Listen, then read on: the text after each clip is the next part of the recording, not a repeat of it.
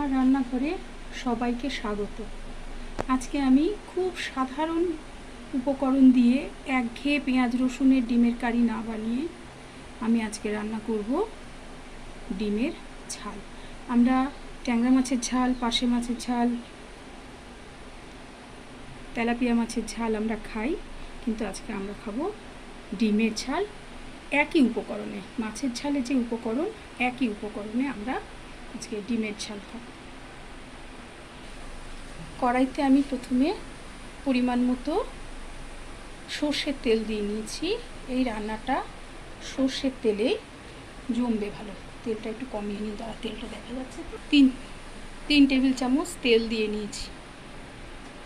তেলটাকে একটু গরম হতে দিয়েছি। ডিম সেদ্ধ করে ছাড়িয়ে নিয়েছি।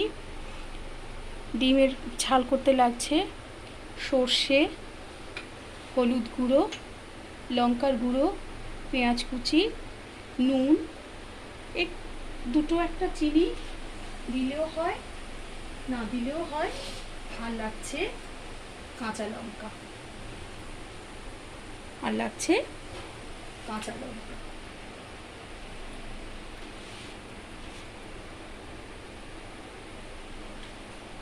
ঠিক আছে। এবার আমি একে একে ডিমগুলোকে গ্যাসটা কমিয়ে ভেজে নেব।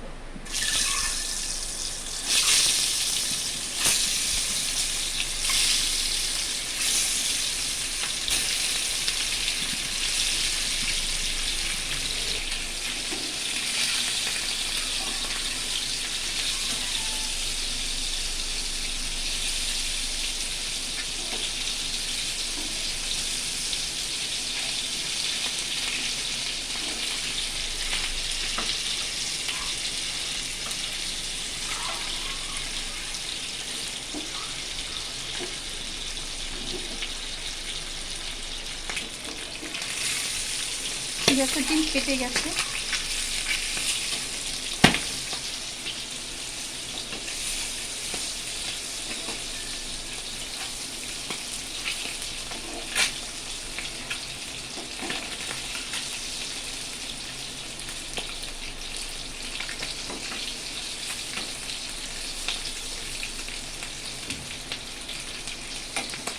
খুব বেশি ভাজবো না, হালকা ভেজে তুলে নেব। বেশি ভাজবো না, একে একে ডিমগুলো হালকা ভেজে তুলে নিচ্ছি।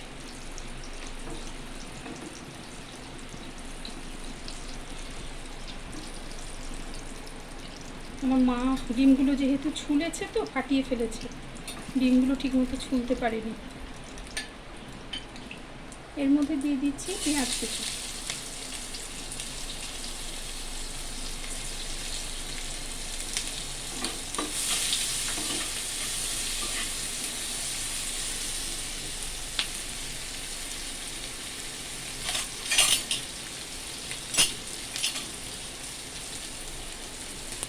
দেব সামান্য নুন,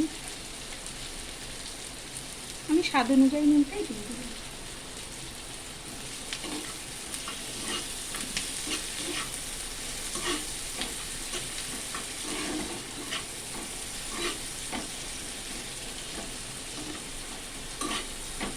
কেউ ইচ্ছে করলে এর মধ্যে একটু টমেটো কুচিও দিতে পারে, আমি আজকে টমেটো কুচিটা স্কিপ করে দিলাম।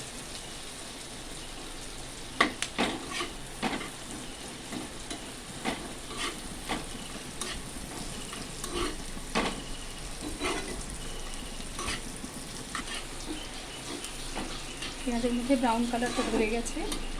এবার একে একে এতে দেব সামান্য লঙ্কার গুঁড়ো, কেননা আমি কাঁচা লঙ্কা বেটে নিয়েছি সর্ষের সঙ্গে। একটু হলুদ গুঁড়ো, 2-4টে চিনির দানা, একটু নেড়ে নেব।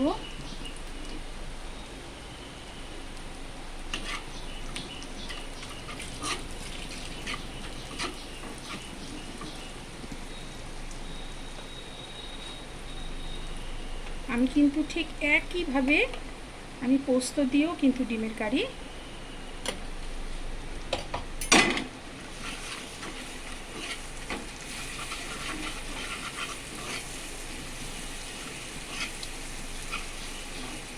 সর্ষে বাটাটা দিয়ে খানিকক্ষণ নাড়াচাড়া করব।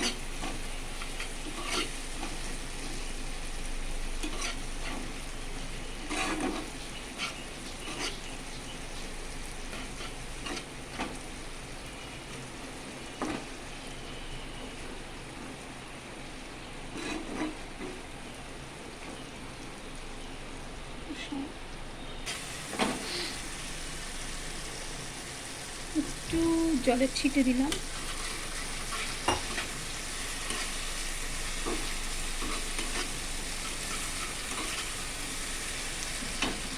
ডিমটা যেহেতু ভাজার সময় নুন দিয়ে ভেজেছি, সেই জন্য আমি এখন নুনটা কিন্তু কমই দিয়েছি।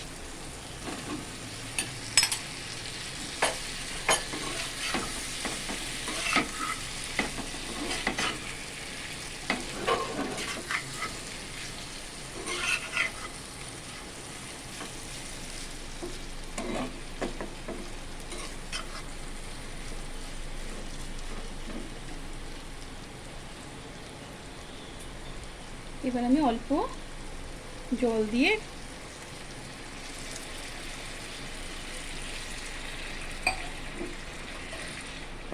গ্যাসটা একটু জোরে করে দিলাম।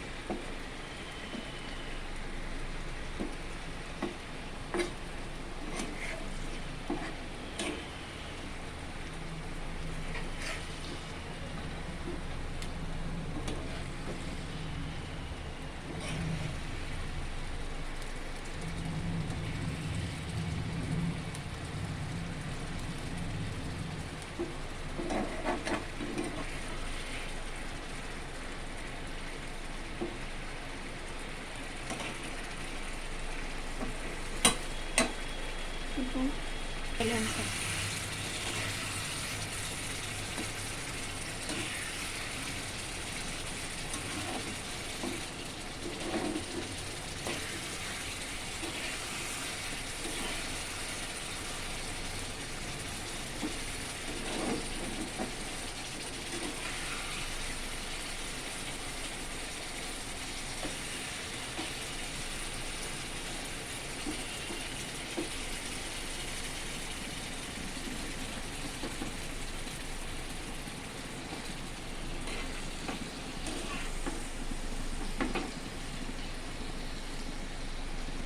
ডিমগুলো ভেঙে ভেঙে ফেলেছে, ছাড়াতে পারবে ঠিক মতো।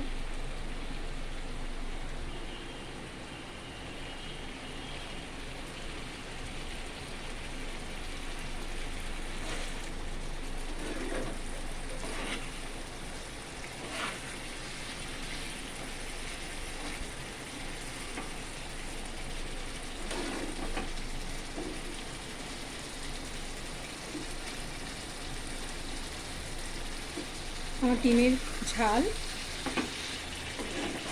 রেডি। এবার আমি নামিয়ে নিচ্ছি।